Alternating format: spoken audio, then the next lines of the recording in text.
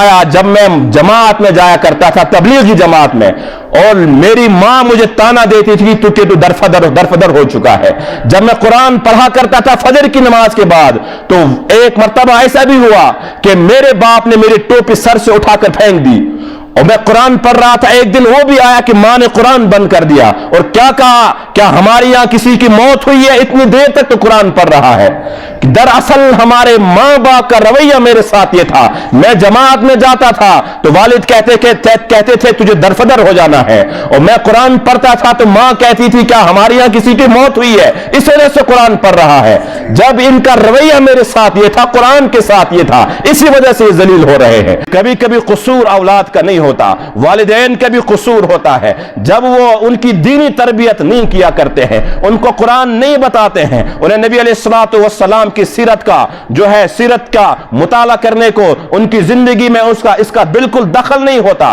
कुरान से कोई ताल्लुक नहीं, अहादीस से कोई ताल्लुक नहीं, दीन से कोई ताल्लुक नहीं। जब यही वालिदैन अपने बच्चों को दीन से दूर करते हैं, फिर अक्सर व बेशतर मुशाहिदा यही है, उन्हीं वालिदैन को जलील किया जाता है। और मुशाहिदा यही है कि जिन बच्चों को वालिदैन ने दीन दिया, कुरान दिया, सही तरबियत दी है, वो औलाद डरती है कि मेरी जुबान से ऐसा जुमला नहीं निकलना चाहिए कि मेरे बाप को दुख हो या मेरी मां को दुख हो। तो तरबियत का बड़ा दखल है।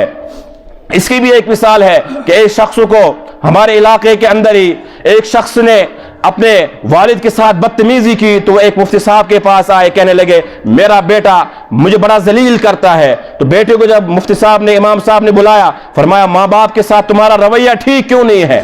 तो वालिद ने उसके सामने ही कह दिया कि आप इनको बता दीजिए जरा इस्लाम ने क्या मकाम बताया है, वालिद का मकाम क्या है, मां का मकाम क्या है। तो बेटे ने फौरन कहा हज़रत मुफ्ती साहब, आज इसने जो ये कहा है आपसे कि इस्लाम यानी इस्लाम कितना बड़ा मकाम देता है वालिदैन को, दरअसल इसको आज अपनी खिदमत करानी है, इस वजह से इसको इस्लाम याद आया।